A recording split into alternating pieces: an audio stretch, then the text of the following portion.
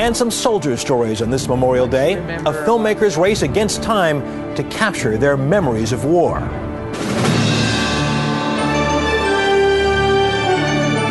This is the CBS Evening News with Katie Couric. One filmmaker does not expect to set any box office records. He just wants to make sure that Americans never forget the soldiers' stories from America's biggest war. As Wyatt Andrews tells us, it is a race against time to capture their stories. Good morning. Larry Cappetto. Larry Cappetto isn't just looking for a few good men. I just want you to relax today. He's looking for every World War II veteran he can find. Were you in the Battle of the Bulge? He is taping their recollections of war and weaving them into documentaries.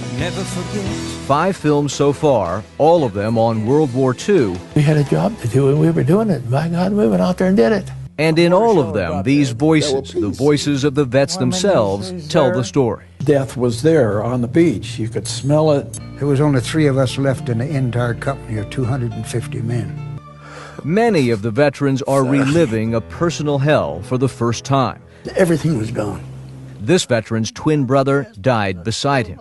I should have died with him. I wanted to die. I really did. Just my life had ruined. Half of me died when he died. When people watch my films, I want them to feel like me on the other end of that camera, getting that personal side of war, going down those rope ladders, landing on those beaches. Cappetto's search for these surviving veterans has been relentless. In 4 years, he's interviewed almost 400 combat veterans, assembling one of the largest oral histories ever recorded of Americans at war. There were hundreds of thousands of bullets. One of the most compelling of those stories came from D-Day veteran Lewis Johnson, a Navy vet who manned a machine gun as he landed on Omaha Beach. It was the worst day of my life. Johnson and Cappetto are now a team, sharing these stories at schools. Cappetto showing students the taped history and Johnson being history. What do you think you told them that they needed to know? The carnage, the killing, the maiming, the blood. You don't get that in history books. After 4 years in Iraq, America has lost 3,300 lives. But on D-Day, there were 3,000 killed within hours. For the students, the enormity of that sinks in. It's like you relive the event with them. To know that so many men gave up their life just for us, it gave me a deeper appreciation. Okay, Joe, right into the camera. Go ahead. As he tapes these interviews, Cappetto asks these veterans to salute, and they don't hesitate. He believes it's more than patriotism. When I see those veterans salute, that's what I feel like. I feel like they're saying goodbye. They've done their service to our country. On Memorial Day, we honor those who have died for America. But Cappetto isn't waiting for death. Interview by interview, The night before you went in on D-Day, where were you? And what... He's honoring these veterans right now. Do you consider yourself a hero? No. Wyatt Andrews, CBS News, Monroe, Louisiana.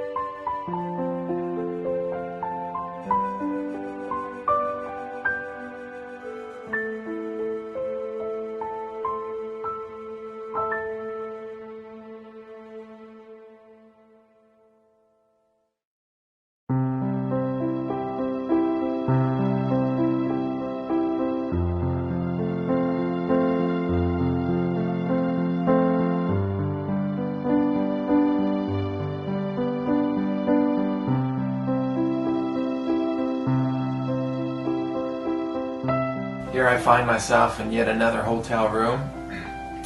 It's March 21st, 2012. I started my work in January of 2003, so it's been over 9 years. Many memories. I've been reflecting a lot on my veterans and the work I've done. I've done about 1,000 interviews in those 9 years, taken me all over the country, Canada, France 3 times, Guam, Iwo Jima, Japan. And it's been an amazing journey. What can I say? It's been difficult losing the veterans that I've lost, and I continue to lose. When I started my work, 1,500 World War II veterans were dying every day. The statistic's probably a bit lower now, but needless to say, there's an urgency about my work. It's going to be a great day today. I'm excited about seeing Louis Johnson again and working with him. He's become my adopted father over the years. He's a wonderful man. D-Day veteran, World War II. He's getting older though. It's sad to see him getting older. It's hard to see him getting older. He's 88 years old. It's going to be wonderful working with him at the high school. The kids will love him. Maybe not as much as I do.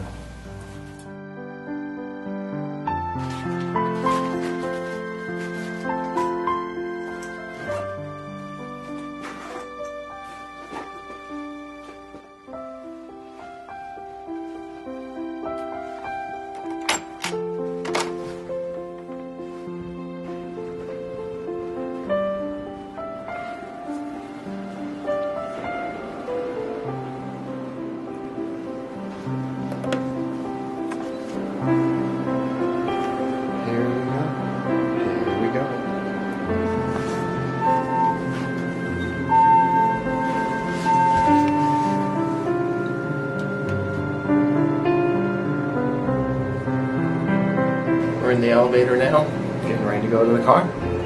Breakfast was pretty good, yummy.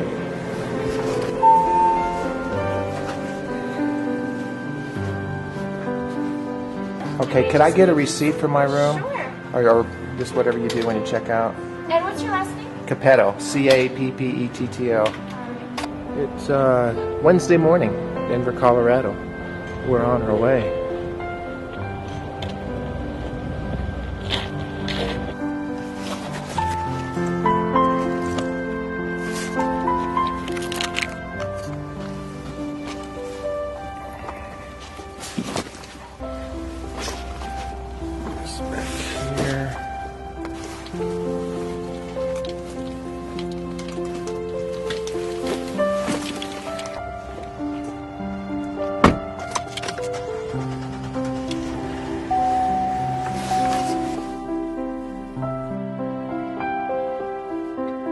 Motion X is calculating your route. Proceed to the highlighted route.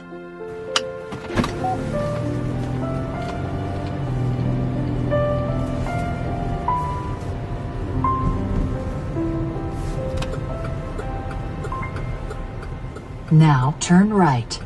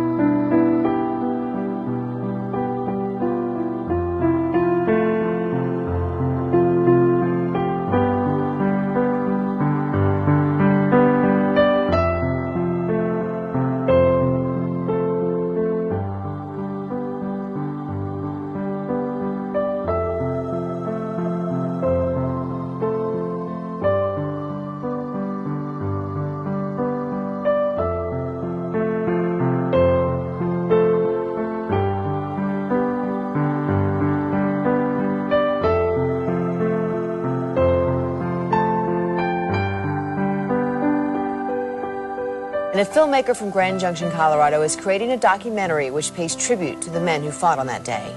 This morning, Larry Cappetto is in France for the 59th anniversary, and he joins us on the phone this morning. Good morning, Larry. Bonjour. Good morning from France, Gary and Kyle.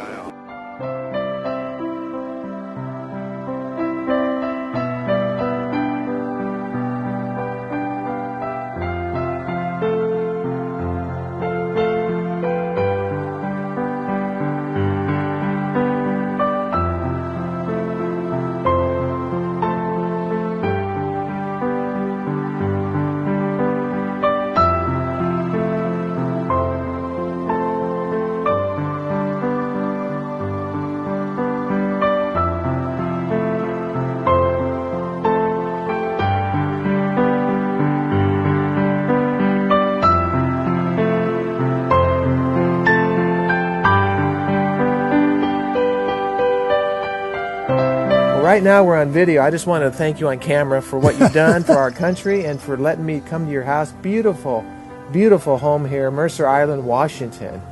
And you've lived here all your life. Yep. You were born here. Yep, I was. And we're going to take a tour of the house in a minute, but he was 89 years old, and I met him in Omaha Beach in 2004 with his wife Charlotte on June 7th.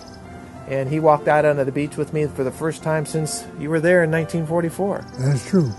And you keep talking about surviving and being a survivor. You're an amazing person to me. And I know you're not going to call yourself a hero, but you're one of my heroes, and I can't thank you enough. And I'm blessed to be here with you today on June 6th, of all days, to be here with you. Yeah. It's kind of unique, and I think it's kind of special. It's special for me. For sure. I never served in the military. I've always felt guilty about that, but I think with the work that I'm doing now, I feel like I'm doing something that's helping our country and our young kids. Without a doubt.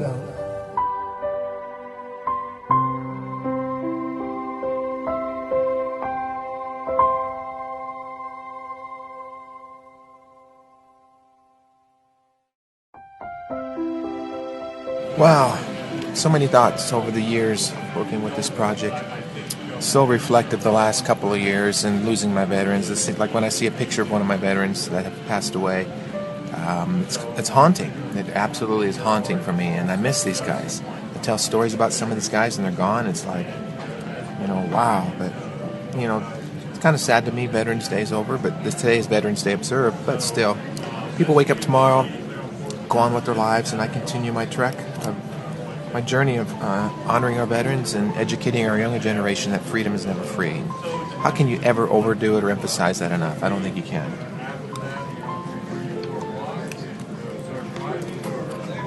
So this is some of the behind-the-scenes stuff. This is the stuff that's not so glamorous.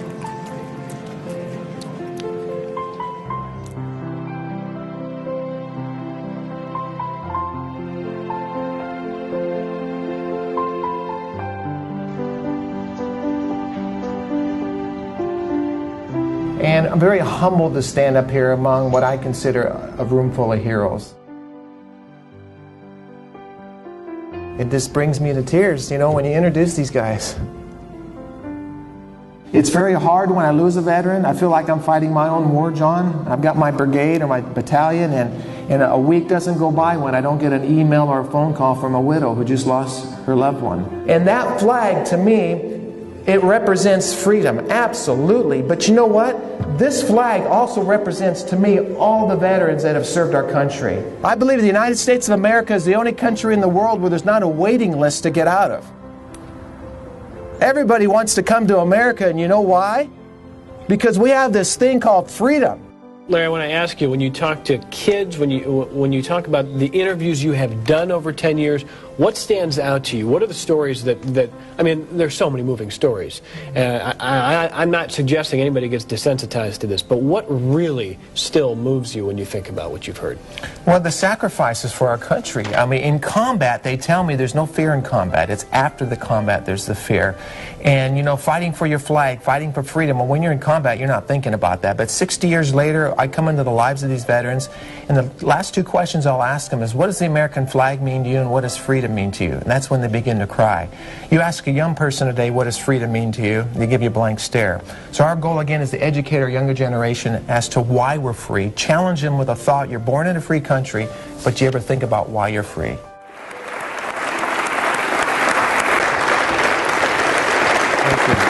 Thank you, Larry. I'm standing for you, Brad. That's good. That's good.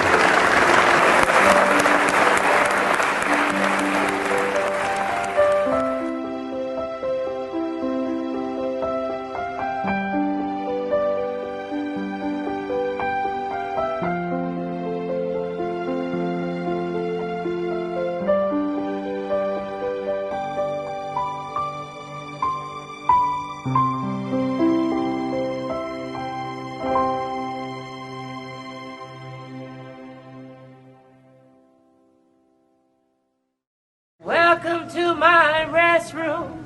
Come right on here. Welcome to Charlotte Douglas International Airport. All my guests, mouthwash, peppermint, feminine needs if you need them.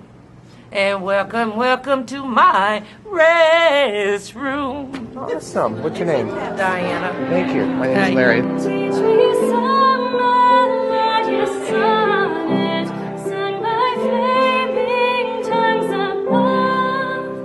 Praise the mountain fixed upon it, mount of thy redeeming love.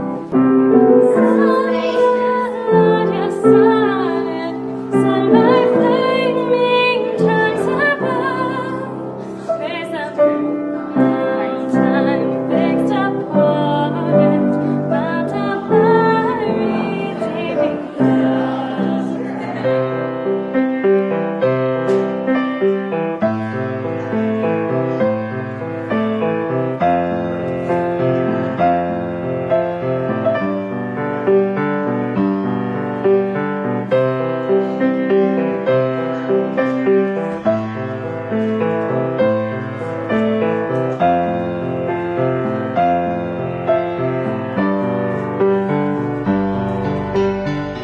Well, I'd just first like to say, Bill, it was an honor to work with you, and I mean that from my heart. I'll probably get emotional here, but you know, I love you, and you've been a great inspiration to me since I met you. And I want you to know that, and I don't take lightly what we've shared together the last couple of days. We've talked to probably a couple thousand students here, and when you see tears in the eyes of a teenager, you've touched them. And we saw so many tears today, and I am just amazed by the reception that we have gotten in these two schools. And history is best learned from those that were there, the teachers tell me, and I think we have done that here with our video and with Bill. And to have Bill here today has meant the world to me, and my sincere hope is that we can continue to work together in this and bring this message to our kids. Our younger generation needs to learn of the sacrifices that have gone before them so they can better appreciate all veterans and the freedoms that we share. We almost forgot Bill this morning. Oh, good morning, Dallas.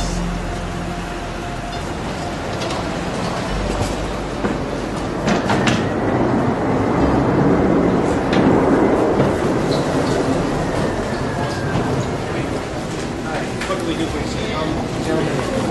Sure. Special assistance. Can you help him check in this morning? Sure. He's just got the one bag. Are you traveling with him? No, he's going to I'm by San myself. Antonio, so Okay. I've requested special assistance. I thought maybe you could help. Yeah, is this his bag? Yes, Yeah, just it one is. bag. Hey, bud, be careful. Good luck. Are we saying goodbye? Yeah, I'm going to say see you later. Be careful. Okay. And I'll be in touch. I'll be right here.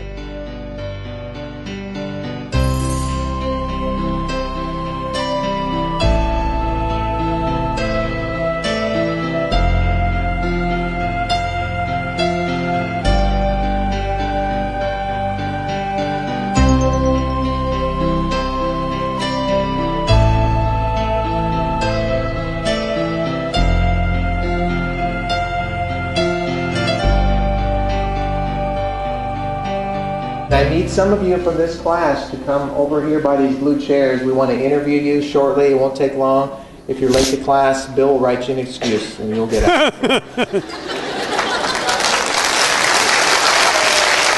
Turn that one back on me, didn't you?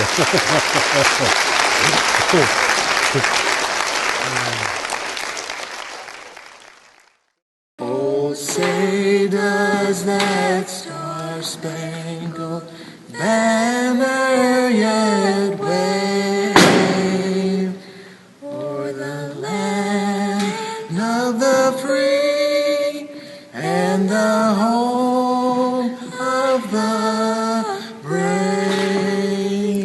Woo! Go America! This week, all of our students in grades 6, 7, and 8 have seen Iwo Jima, Return to Iwo Jima, Volume 4. They've seen the entire documentary. Today in class, this is the day before our Veterans Day program, they were developing questions to ask Mr. Schnull and you and Mr. Lopez.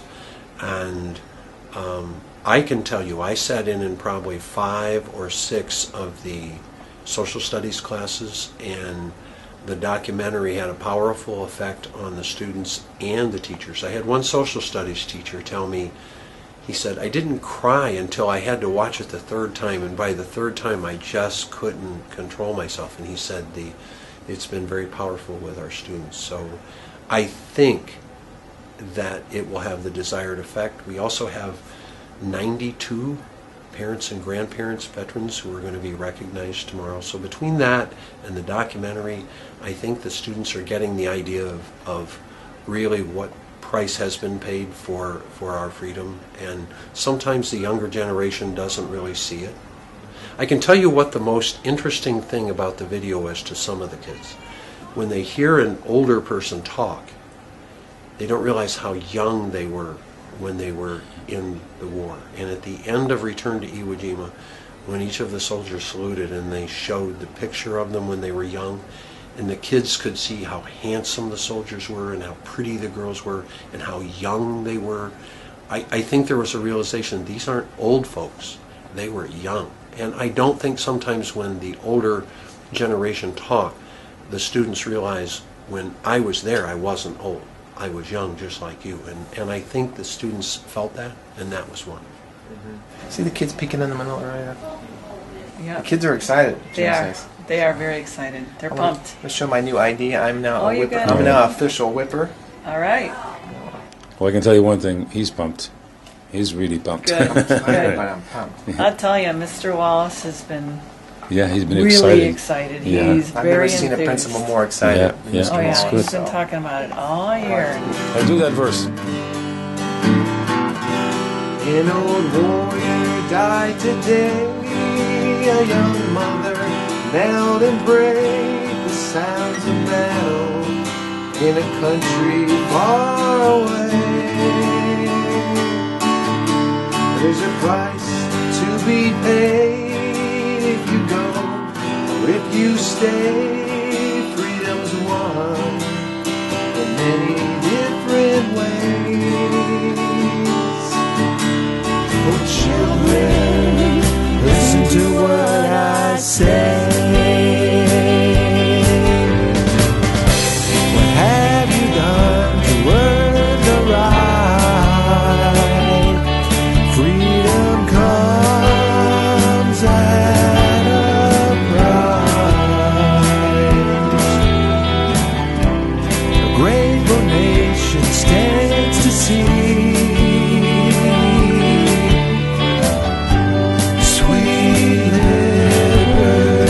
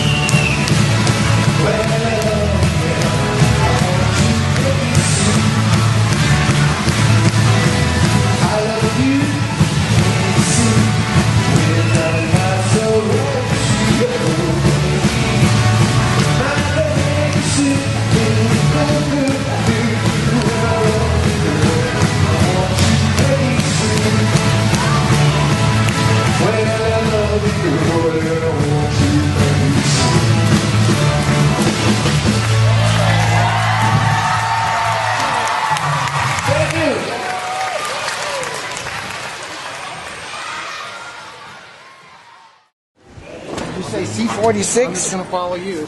We got to ride one of these trams, don't we? I guess right here, huh? Yeah. Board here for concourses A, B, and C. You still with me? The doors are closing.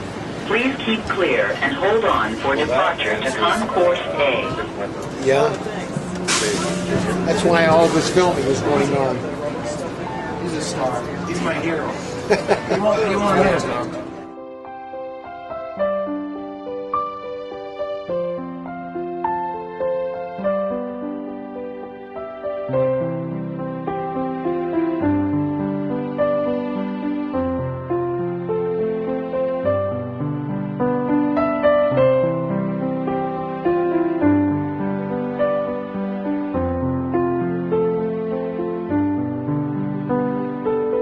Just be happy to get aboard.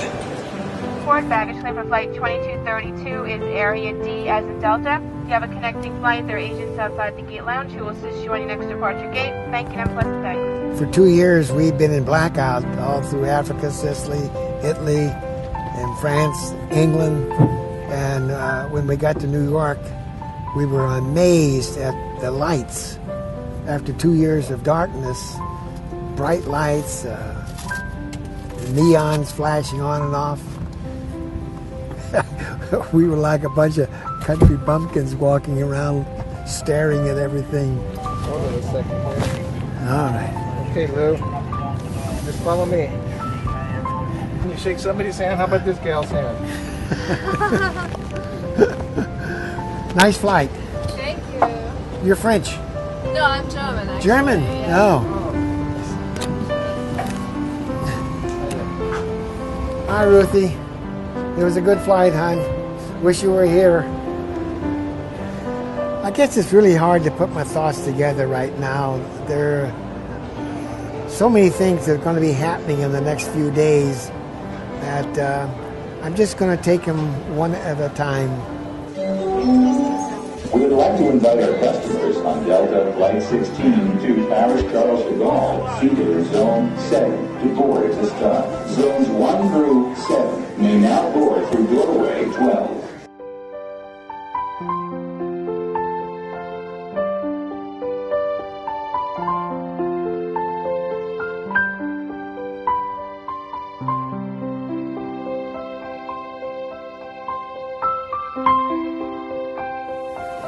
It's really hard after all these years to visualize all of these boats coming in, all these men rushing, and up there the enemy is firing down on them.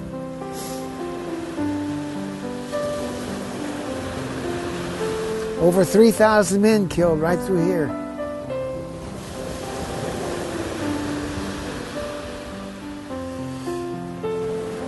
Seems unreal, a bad dream.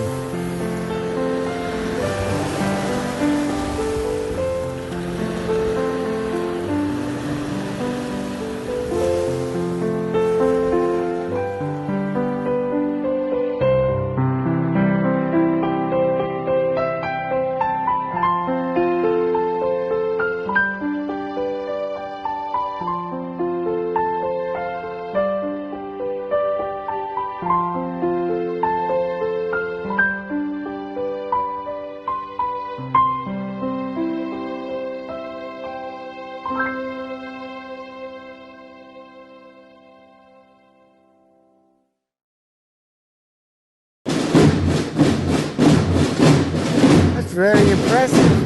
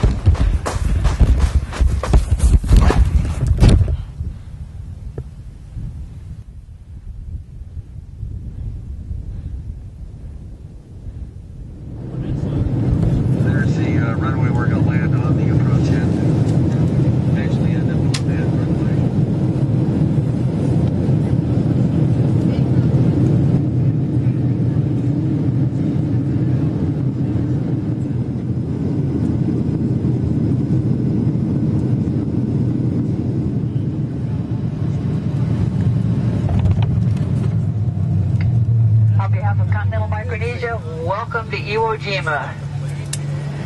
After the aircraft comes to a complete stop, then you can unfasten your seatbelts and we'll be off to our day of adventure on Iwo Jima. Flight attendants preparators for arrival cross-check. Thank you.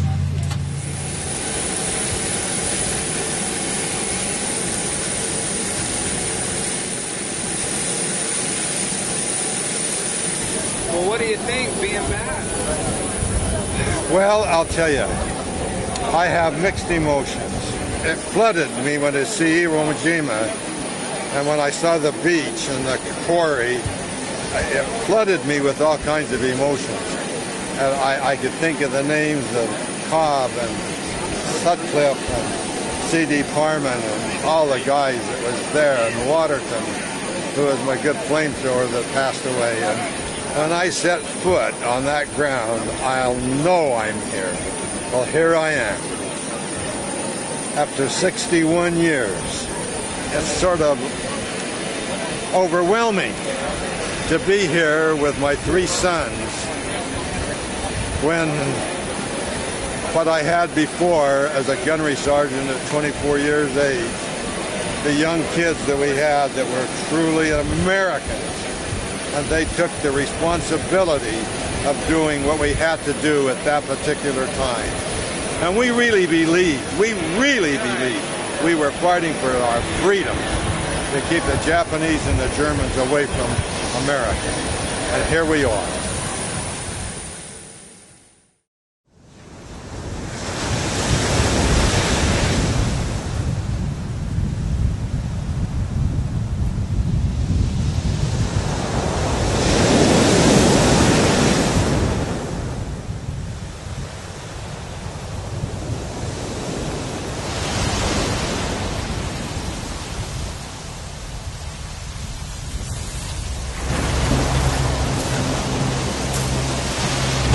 Get all tractors dispatched to the beach. I said move them now. Roger. I need casualty and track reports as soon as possible. Roger. All units condition red. A7 hit by fire. All dead. Report our track on Red Beach 1.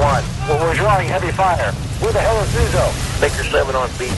Roger. 49 is on beach. Get all tracks to go straight. Cape lined up. You're bunched up. All units, I need to know what is going on. We're under heavy mortar fire. Keep tracks off of the beach. I repeat, keep tracks off. Hill 362, Hill 382, the Meat Grinder, Turkey Knob, and others were just some of the names of ensuing battles on Iwo Jima that took a merciless toll on Marines during the 36-day onslaught. During a 2-week period after the flag raising on Iwo Jima, there was an American casualty every 90 seconds. Gains were measured in feet, and each forward movement claimed more casualties. To the Marines, Iwo Jima was the ugliest place on the earth, Bob Sherwood wrote. But B-29 bombers who made emergency landings there called it the most beautiful. Over 60 years later, and thousands of miles from the U.S. homeland, there's a yearly pilgrimage of old warriors who once again make their way back to this faraway, tiny, remote Pacific island to reflect, reminisce, remember, and pay respects to their comrades who fell on the black sands of Iwo Jima.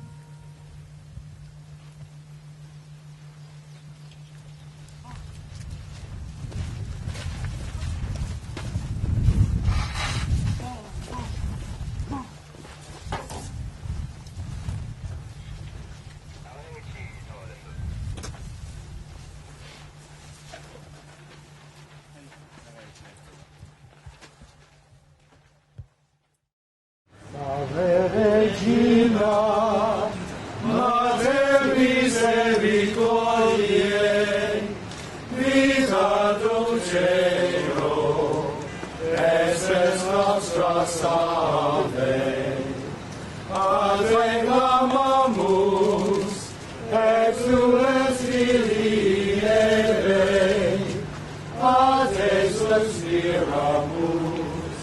Demet pes et flentes, Nicat lacrimarum vale, Ea ego, advocata nostra, Illos tuos,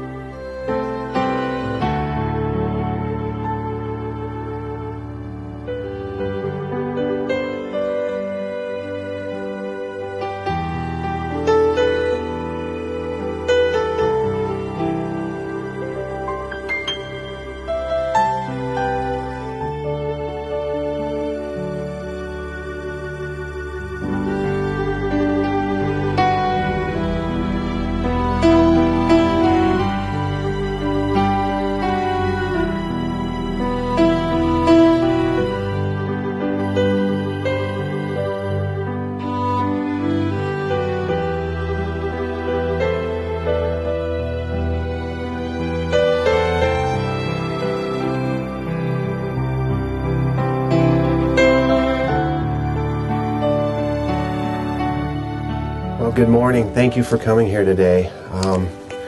My heart's full today, getting ready to say goodbye to one of my heroes, Max Finley. And I've been reflecting the last 24 hours about the first time I met Max. 10 years ago, I started my first film on D-Day. Max was a part of the D-Day invasion. And it's been a great honor to have had the opportunity, like I said, to have interviewed so many people that have served this country. I've done over 1,000 interviews, if you can imagine. I kind of feel like I'm at the end of a journey too today. I believe there's going to be a great reunion in heaven soon, or there probably is right now, of all these World War II veterans, all these men that I've lost. Those of you who knew Max, he's one of my heroes, and I know I'll see him soon. And I thank you for this opportunity today. So I'm going to place this pin on his casket. The core values in the Coast Guard are honor, respect, devotion to duty. That's what we live by. When I met Larry, he epitomizes those values. He honors the vets and the active duty members serving today. He respects them tremendously, and he's devoted to capturing the testimonies because that is what we need to capture. I first met Larry Cappetto back in 2004. At that time, I was the executive director of an association called Selected Independent Funeral Homes. And Larry approached us shortly after the completion of his first documentary, Lest They Be Forgotten. Came to our offices in Deerfield, Illinois, and shared that video with us. And I have to tell you, from the moment that that video concluded, it was clear to me that it was a project that our association and its members most definitely needed to support. We made that video available through our members, and we have over the years watched the library of Larry's documentaries continue to grow. And there are two things in particular that have always impressed me about Larry and this project. The first is that it is the most noble of efforts, done for all the right reasons and nothing more, to pay tribute to the people that have made the supreme sacrifice for this country. And the other thing about Larry is that this entire project for him is nothing but a labor of love. And it is truly inspiring to see someone devote the time and the effort and the attention to something that he feels so passionately about. I can say to Larry Cappetto that I truly respect what he has done and his recognition of veterans. The veterans in these front rows are the true heroes. On behalf of Hampshire Middle School, I thank you, Larry Cappetto, for coming to our school.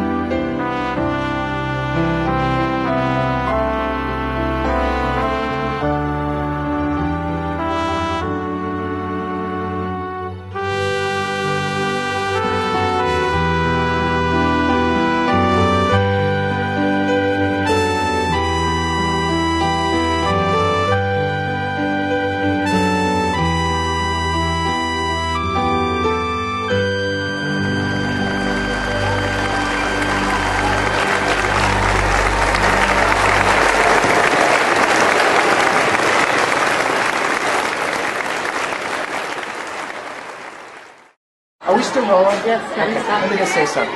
I am overwhelmed. I'm in a hallway. We just went through the lunchroom. You probably saw some of the video. And I have no more words. This school, it just really is special. And I love this school and everything this school represents, the teachers, the volunteers, the students. I mean, everybody's been so accommodating for this. And this is all for our veterans. You know, my heart is so full now, I could probably cry very easily, but I'm too tired to cry. But, you know, I just have never experienced anything like what I just did today. Last year was wonderful. This year, I think, has exceeded that. The high fives, the thank yous, the real sincere appreciation for our veterans and what they've done for our country. And how can we thank them enough, like I said? And I think this is a representation that reflects the spirit of America and our younger generation, and I'm very encouraged by that also. We're going to go do one more presentation and we'll be done.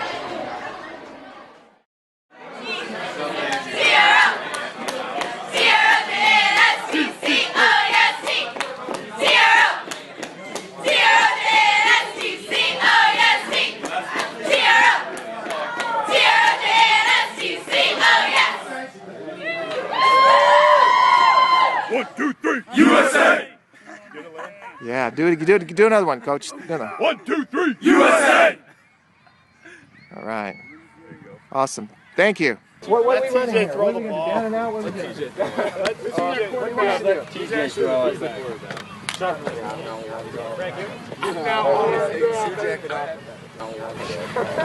Yeah, PK. I'm just going to go down and go to the right. All right. Ready? Yep. He's got the boots on.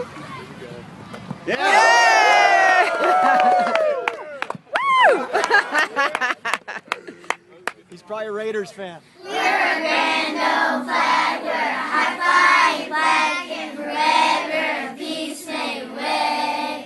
We're the emblem of the land I love, the home of the free and the brave. Every heart beats true for the red, white, and blue, where there's never boast or brag. But should all acquaintance be forgot, keep your eye on the grand old flag. Yes, sir! To proclaim lest they be forgotten day in Jay, Oklahoma. And the proclamation reads, whereas when our nation was needing them the most, men and women, known as the greatest generation, rose to the call of the United States and gave unselfishly to protect the freedoms we hold so dear. And whereas these valiant citizens understood the cost of freedom, and therefore, as a result of their understanding, they willingly made the sacrifices necessary to preserve and protect our Constitution. And whereas the heroes of our time have once again answered the call of our nation to protect and defend our liberties, we are honored today to proclaim they will not be forgotten. And whereas we have learned from their bravery, heroism, and love of country that freedom isn't free, and we will forever be in debt to the fighting men and women of the United States military for keeping our nation strong. I, Mark Wall, Mayor of the City of Jay, do hereby declare today, October 26, 2011, lest they be forgotten day, and furthermore, I direct the seal of the City of Jay, Oklahoma to be affixed to this document. Boy, we are in a gale force wind here just before halftime, and we're looking forward to a great halftime show. We had a flyover earlier, and everything has been magical. It's been a wonderful time. So I'm going to get out and talk and give them one for the Gipper speech, and go Trojans.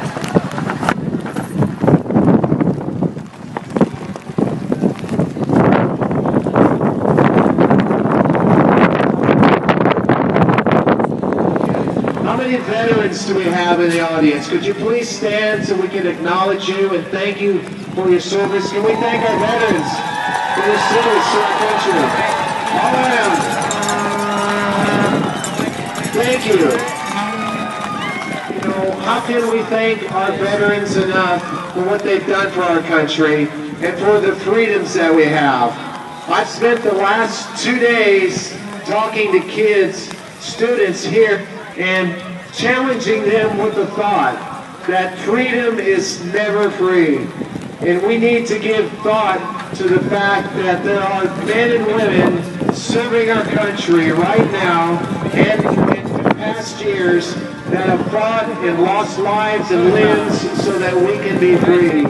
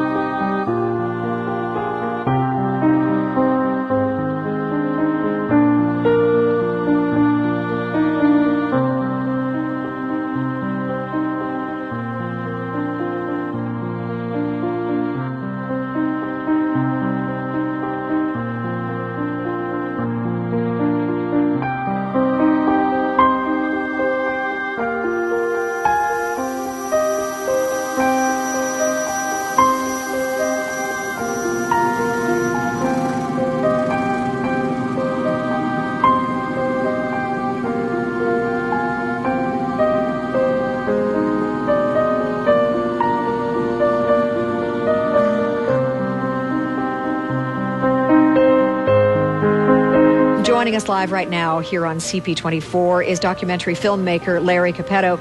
You can watch his documentary, Lest They Be Forgotten, Canada, for free tomorrow morning at 10 o'clock at Silver City, Yorktown. Thank you so much for being here, and thank you. You are an American, and yet you are tireless in your efforts to uncover stories about those who have fought and lived to speak from World War II, and I thank you for that. And I know that a lot of Canadians are very pleased to have a piece of their history put in documentary form. Why has this become such a labor of love for you? You know, people tell me I'm doing the work of God. It's like a ministry. It's a labor of love. Exactly what it is. I feel compelled to tell the stories of these veterans. They're my eyes and my ears to something that happened in the case of the World War II veterans 60 years ago. You know, it's like going back in time and reliving an experience with them as they land on these beaches under enemy fire, as they come home and transition back into civilian life. So tell us some of the stories that you've heard from these men. So much more to learn than just reading the books, and probably than just seeing the documentary as well, actually listening to these guys for hours about this. It's been a very historic and educational time for me. The stories that these men are telling are very dramatic and powerful. In fact, a lot of these men have never talked about their experiences until recently. I think they can sense the urgency of the times. They're getting older. Most of them are in their 80s, so they're talking. Sometimes it's a little tough for these veterans to open up about their experiences. How do you go about doing that? Well, you know, I'm not after the blood and guts of war. I sit down and I start talking to them, and I'm after the personal account of what happened to them as 18, 19-year-old young men going to war. You know, what did it sound like? What did it look like? What did it feel like? In capturing that, and like I said, a lot of them have never shared their stories before or in depth, and I've been very successful in getting them to do that. What's unusual is, given the number of veterans you've talked to over the whole series of documentaries, that you still learn something new. Oh, definitely. This has been a very educational experience for myself, and I go into schools a lot, Ira. I talk to kids in schools, and I challenge them with some of the thoughts of, you know, being born in a free country. Do you ever think about why you're free and the price that was paid for your freedoms yesterday and today? And it really challenges them to think about that. This man brings us one of the most important items in this whole hour. This is a documentary of World War II as told through the eyes and the ears and the voices from the people who lived through it. it. This is Mr. Larry Cappetto. He is a documentary and filmmaker, and I want to say thank you for doing this. What a great effort. Well, thank QVC for taking this time to honor our veterans. Yeah, well, we're just so pleased with what you've done because you've dedicated the last several years of your life to this. You know what? If you watch this with your family, your kids are going to learn so much. I feel that the lessons we learn from these veterans of World War II are what will carry our nation forward through the hard times we continue to face. 8:10 right now on Breakfast Television. Larry Cappetto is here. You are an award-winning filmmaker, Well, not just a filmmaker. Well, I'm very humble to say so. Yes, thanks. You are the author of such videos as Lest They Be Forgotten, this is Volume 4, Return to Iwo Jima. We also have Lest They Be Forgotten here on the table with me. This is Volume 6, Vietnam Remembered. What did you learn from this? When you get involved in a project like this, you must take away some lesson. You know, this project has changed my life. When I look back at these men and their lives, I see the integrity and the character that they possessed, the fact that they went to war when they had to go to war without any hesitation, and that really speaks volumes to me as a filmmaker and as an American. For most people, D-Day is something they know from history books. 66 years ago today, Allied forces launched the invasion onto the beaches of Normandy. Tonight, 9 News reporter Dave Delosier tells us the story of two men. One is a Colorado veteran who was there that day. The other is trying to preserve the story. Okay, 1, 2. History here is written with sound. One is this wireless. And pictures. Lewis, it's good to be back in your home. For the past 7 years, Larry Cappetto has been saving a story. He's probably one of the last remaining D-Day survivors around today. There are no words to describe what he feels. Those memories never go away. Which is why Larry Cappetto is trying to save them. I feel like a guardian of the stories. So future generations will remember the 5,000 men who died that day on Omaha Beach, and they'll also remember the question men like Lewis Johnson still ask. Why me? Why was I spared? Why? History is filled with questions like that, but what Lewis Johnson wants us all to remember is simply this. Freedom is not free. We paid dearly. In Louisville, this is Dave Delosier, 9 News. Larry Cappetto has produced a series of films that tell the stories of veterans. The films are used by schools to help students gain an understanding of history and the sacrifices of our veterans. Kind of take us back and let us know, why begin this type of work? Well, it's important that if we don't remember, we're going to forget. I entitled my series, Lest They Be Forgotten. And for the last 10 years, I've been on what I call an incredible journey, traveling North America, interviewing now, if you can imagine, 1,000 veterans from World War II, Korea, Vietnam, up to Iraq, and hearing stories a lot of times for the first time. And it's been an incredible journey for me, like I said, a very educational opportunity for me to learn what it was like to be 18 and 19 years old and fighting for your country, and then coming back home and transitioning back into civilian life. I've been serving my country through the lens of a camera for 10 years, and I'm back in Utah. It's been wonderful. I've come full circle.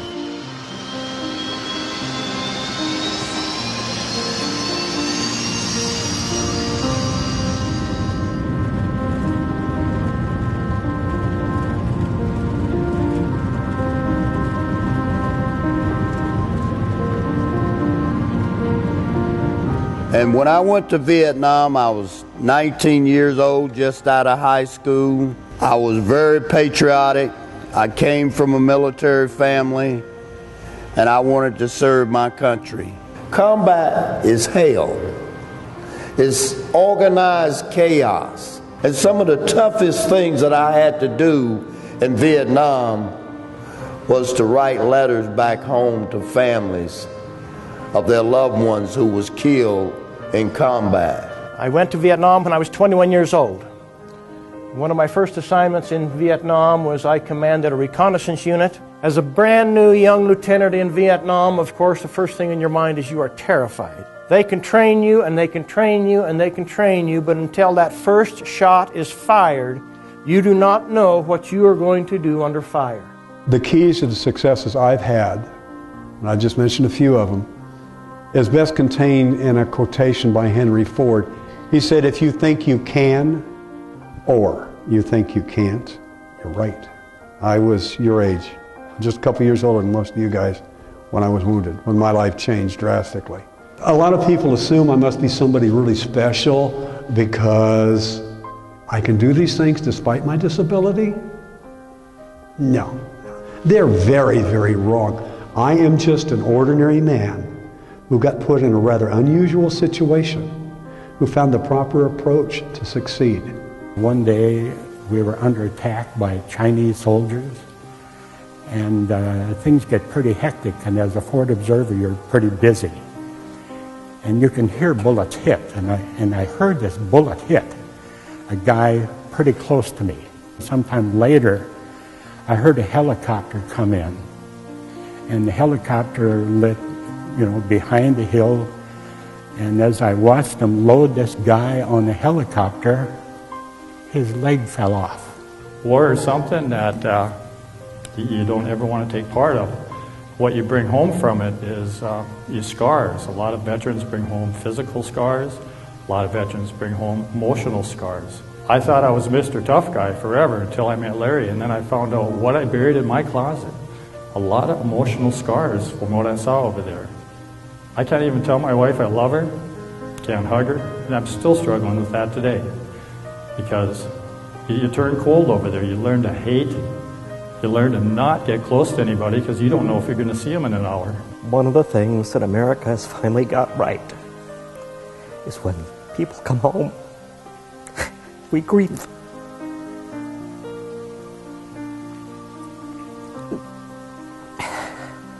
When I came back from Vietnam, I was in Saigon one day. 37 hours later, I was walking through Oakland Airport, technically a civilian, wearing my dress uniform for the first time with my ribbons. The first time I'd ever worn all of my ribbons. And some hippie chick spit on me. And if we learn nothing else from Vietnam, I hope we learn that we have to treat our veterans with respect.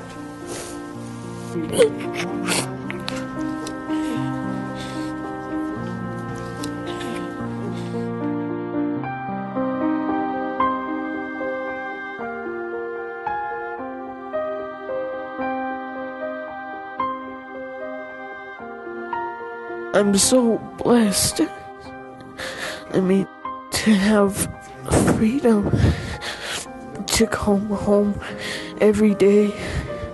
Just what they went through, we don't know.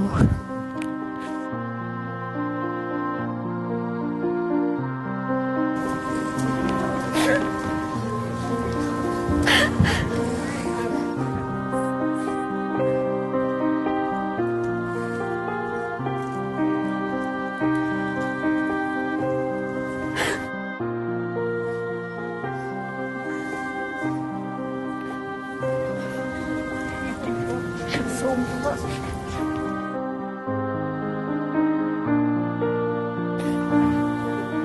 Meant a lot.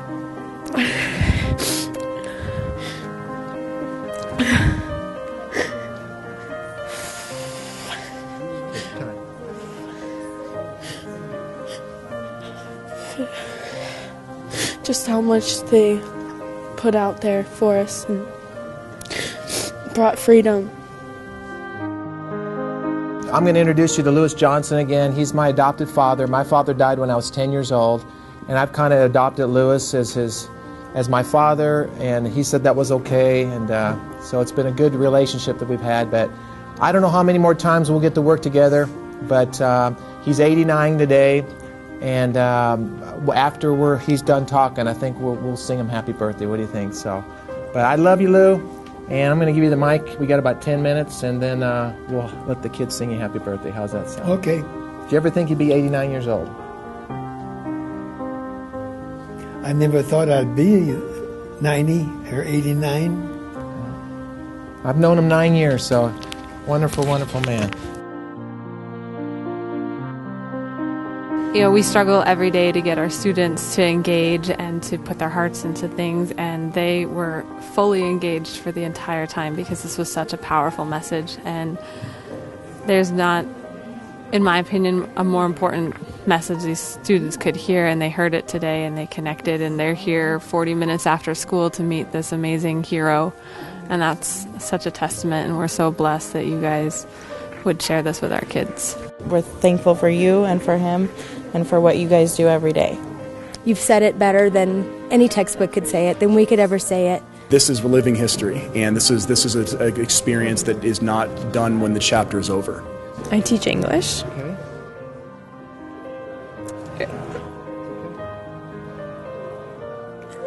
I work with a few of these people, and I didn't even know that they had served. Some of the ones that came down Yep. front? And that makes me sad. Me too. So that was helpful and meaningful today.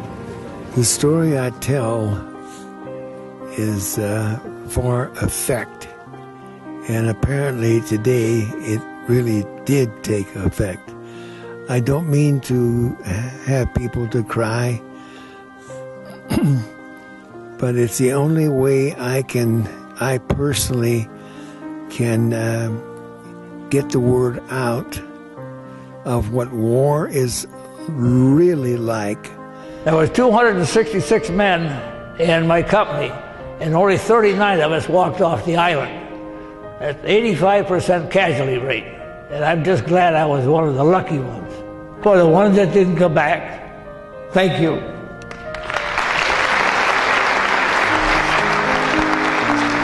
Can we thank this Marine again for what he's done, Phil? What an awesome man.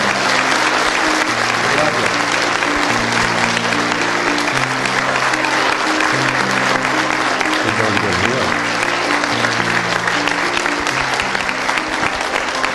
Just standing up for you, Bill.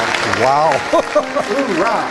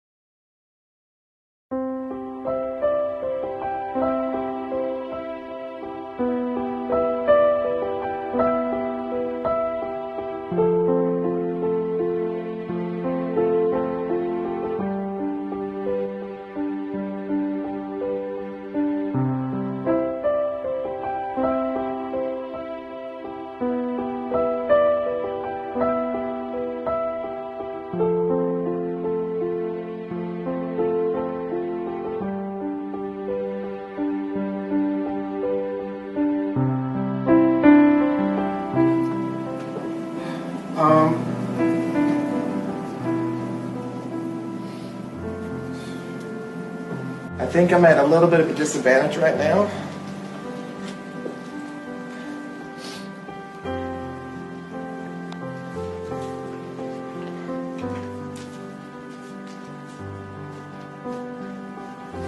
Because I'm closer to this than anybody.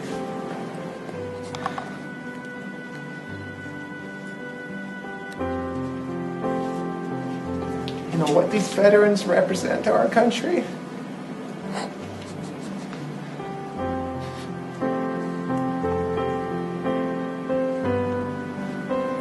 And to the work that I do with them.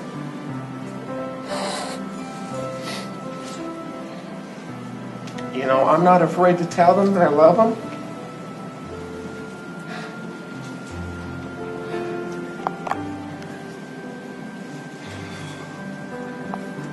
And I realize what I've gotten myself into.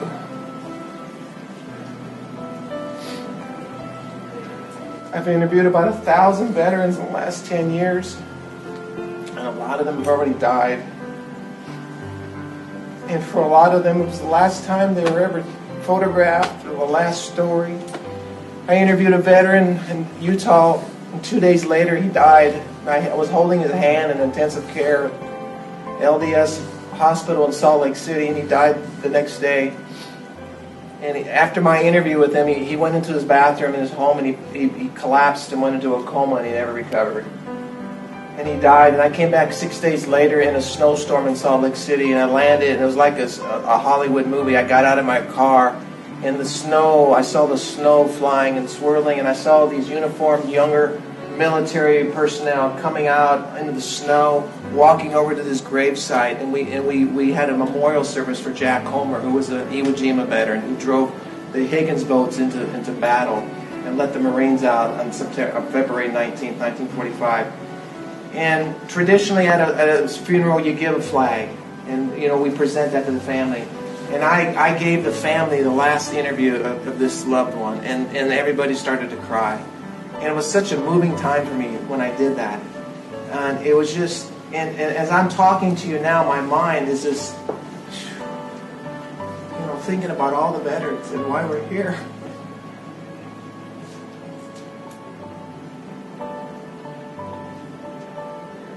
And just the pride that I have to have you guys here. You all mean so much to me. It's the truth. What did I tell you yesterday? I don't want anybody to feel unimportant.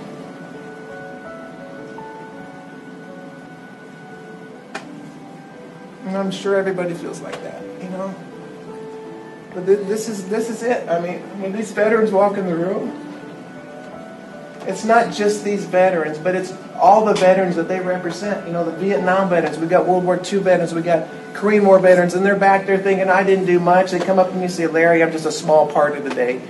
Are you kidding? You're a small part of today? No, you're a huge part of today, If you took an oath and served our country, that's huge.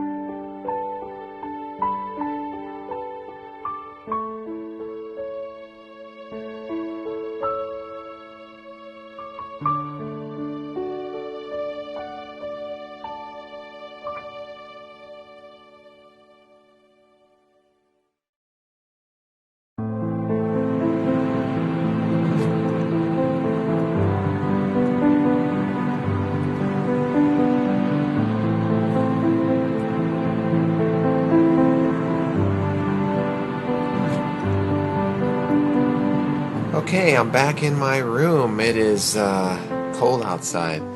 How do you wrap up 3 weeks of traveling in a few words? I don't know.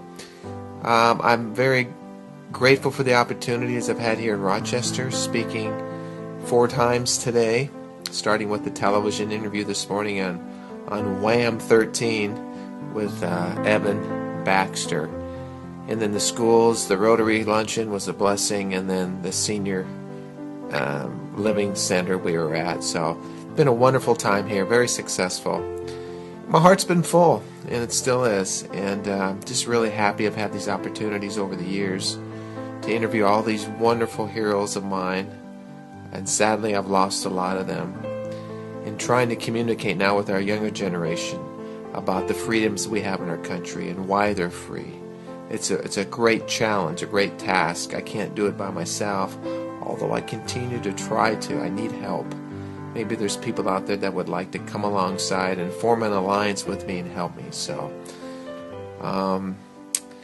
I think the stories speak for themselves, and what the students and teachers are saying in our schools reflect really the importance of the work that I'm doing. I feel like a patriot. I hope I'm making a difference in our country. I've wanted to do something big and unique with my life that would impact my generation and affect people positively. Thank God, I think I'm doing that. So I hope the work continues. I hope my book is written. I can get my thoughts out and write that book. And just been a great opportunity. It's been an honor to serve my country with my camera and to touch many lives. So praise the Lord for that. Good night from Rochester, New York. 3 flights home tomorrow. Okay. on wheelchair with our front class passengers just side privately to your right through the door marks K9.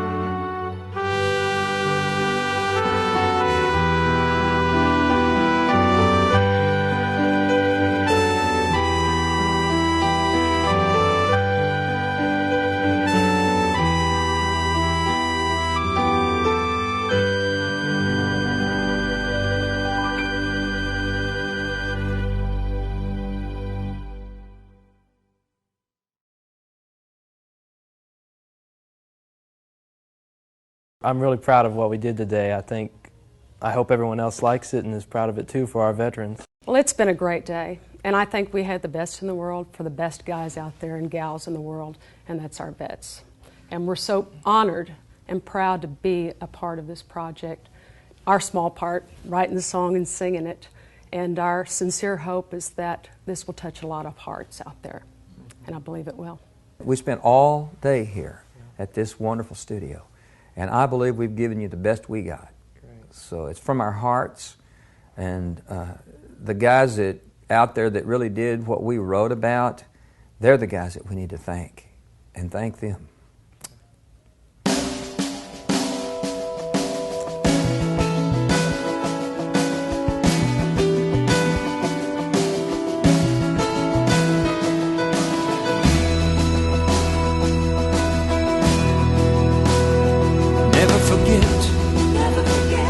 Their sacrifice, never forget. They paid freedom's price. What greater love than for someone to lay down their life, give up all their tomorrows, protecting you and I. Never forget, never forget. We gotta keep remembering lest they be forgotten.